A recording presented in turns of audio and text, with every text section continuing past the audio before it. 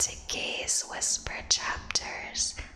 I'm Kay, and here you'll find whispered readings of original romance stories, cozy moments to put yourself in, and the opening chapters of books I've written. So, get comfortable, grab a blanket, and settle in while I share tonight's story. Tonight's story is from my Strange Neighbors series called The Werewolf Next Door Keeps Destroying My Garden. It's a short and silly romance that leads to spice, but tonight I'll be reading chapters 1 and 2. I hope you enjoy this whispered reading. Let's begin. Chapter 1. I stand in the middle of my garden with crushed zinnia petals around my green rain boots, staring at last night's destruction. My sun patience crushed, baby's breath a pile of crumpled stems, my patience wearing thin and my frustrations near the tipping point. Night after night, I've been waking up to all my hard work ruined. I've spent years growing these flowers, perfecting the perfect layout. What flowers can grow together to bloom into a beautiful array of colors. After a week, a good chunk of them might be ruined. Get it together, Ivy Lane, I tell myself, falling to my knees with a bucket and shovel in hand. I can fix this. It's not the first time an animal has wandered into my garden and nibbled on some leaves. Living close enough to the forest edge gives the deer and bunnies the perfect morning breakfast at times. Though they usually don't trample over everything in their wake. I toss my chestnut braid over my shoulder and get back to work. I salvage what I can. A few zinnias will be fine after I transplant them. The daisies might be a lost cause, but I can save their seeds for sure. As I'm digging around, something catches my eye in the soil. Deep in the dirt, mixed with the broken stems and ripped petals, rests a very large, very apparent print of a dog's paw. Rowan, I grumble. He's the only one around here close enough to my place, and no one else in the small town neighborhood has a dog. The neighbor next door has never shown signs of having any kind of pet before, but it has to be him. Rowan Hawthorne has been my neighbor for only a year, but he's not too neighborly, at least toward me. His house is close enough I can hear him woodworking in his garage most days, always fixing up something around his home or helping out the rest of the neighbors with repairs when needed. We've greeted each other enough to be on a first name basis, but I wouldn't say we're anything more than acquaintances. He's a rough and tough carpenter, noisy on most days and obnoxiously handsome all the time. Not that it matters. I definitely don't take a sneak peek of the tattoos over his stone arms or the sweat beating down his chest when he's working in his yard shirtless. He's loud, rough, and usually dirty from all the work he does. I love my peace and calm, nature and sunlight, and okay, I can get dirty too while gardening, but that's besides the point. I can't fault him there.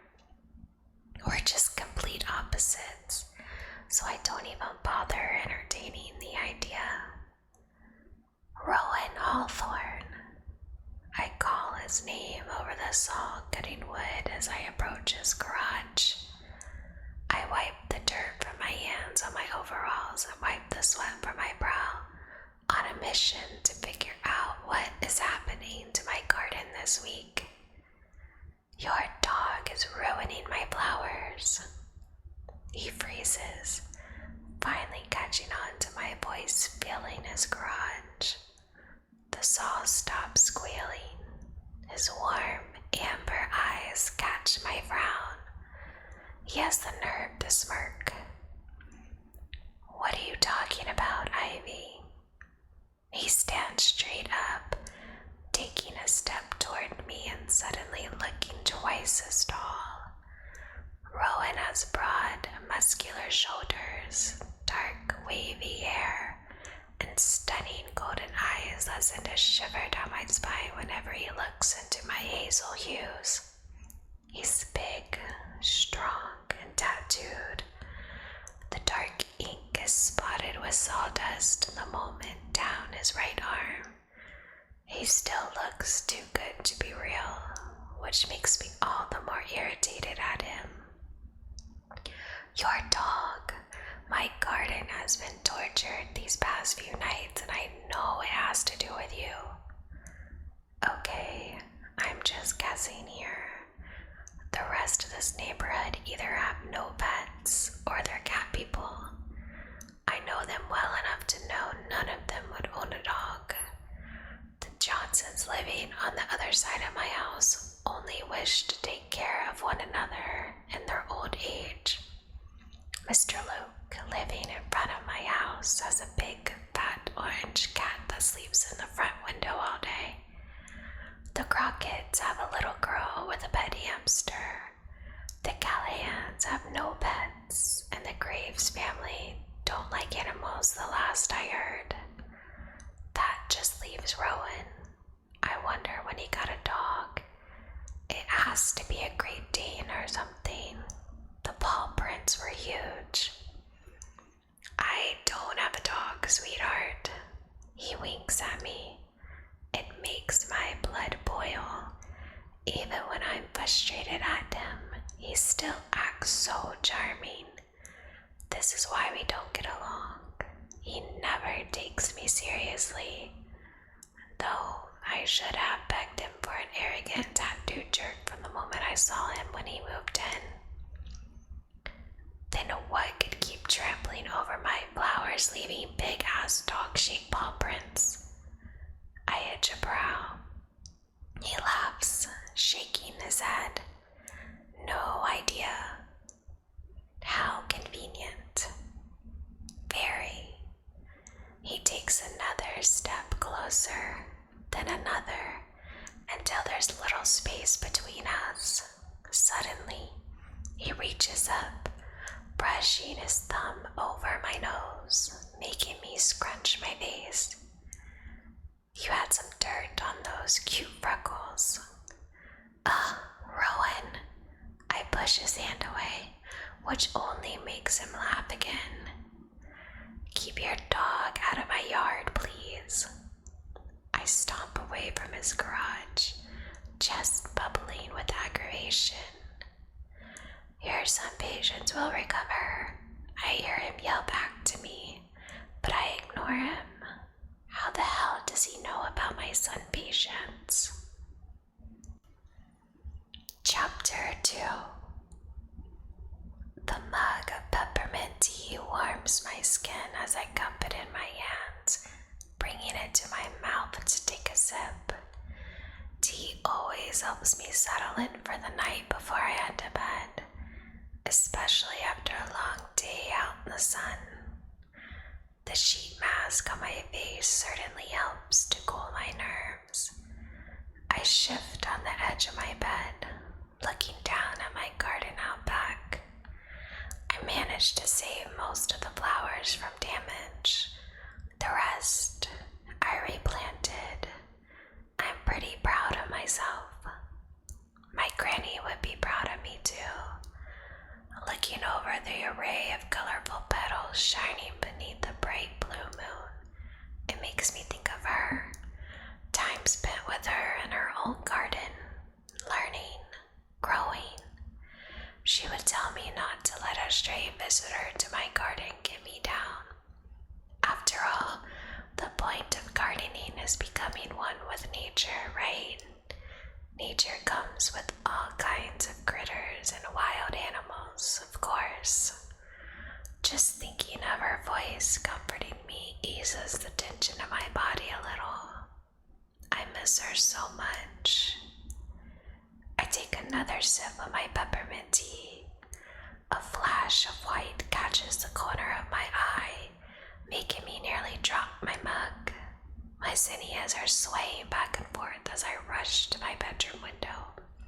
The mug nearly crashes to the floor, tea spilling onto my nightstand.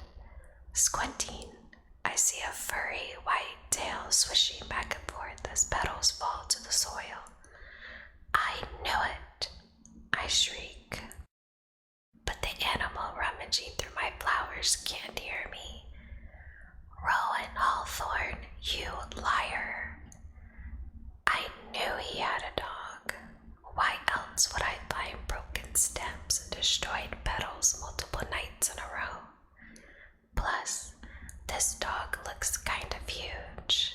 It would totally match the ball print I spotted in the dirt earlier today. For a moment, I watched the animal roll on its back, swishing its big body back and forth to play in the dirt. My blood begins to boil. Not at the dog, of course. It's only an animal. I'm fuming from my neighbor who allows his own pets to wander free at night, and the fact that he lied to me about it. What does he have against zinnias and daisies? Before I leave the window, I notice the dog lift its head to a stray zinnia it trampled over. A dark, wet nose pushes its petal in an attempt to make the flower stand up straight. I notice among all the white fur, there's a patch of black on one front leg. The creature takes off towards Rowan's house before I can study it any further. What the hell? This can't be happening. And my pink, silky bathrobe, face mask still on my skin, hair twisted in a messy bun, I storm out of my front door. I march my way over to Rowan's front porch in my fuzzy slippers with darkness surrounding me. My fist pounds on the wood until I hear a click of a lock. I'm greeted with the heavy-lidded, groggy, shirtless Rowan standing before me in nothing but his boxers. His hair's a mess and there's dirt on his nose. Okay, that's not my business nor my concern right now. How can he look hot half asleep with a dirty nose is beyond me anyway. Stupid, sexy, buff, tattooed neighbor. He gets on my last nerve. You lied to me, Rowan. Huh? He runs a large hand through his unruly black hair. I knew you had a dog. Growing bold, I poke him in his wide, hard, muscled chest. A jolt of pain shoots through my finger. Damn, he doesn't even budge. Why did you lie to me? He releases a heavy breath through his flaring nostrils. I still don't have a dog, sweetheart. Bullshit. I step closer, narrowing my eyes at him behind my face mask. The corner of his mouth twitches as he eyes me up and down. I don't care how ridiculous I look to him. I just saw your white, fluffy, big-ass dog roll around in my flowers and then take off back towards your house. I have no idea what you're talking about. He groans, head falling back as he pinches the bridge of his nose. You're giving me a headache, Ivy. I wouldn't lie to you. Bull, don't keep saying bullshit. Suddenly, those amber eyes are glaring at me. My skin warms beneath his gaze. I should have at least taken off the damn face mask. I'm not lying to you. I have no dog. I'm sorry about your garden, okay, Julie? I cross my arms over my chest. My eyes are glued to his eyes staring me down. Neither one of us move. Seconds pass. A chill races down my spine as the night's breeze ghosts over my skin. I'm not going to get anywhere with him. My arms fall to my sides with a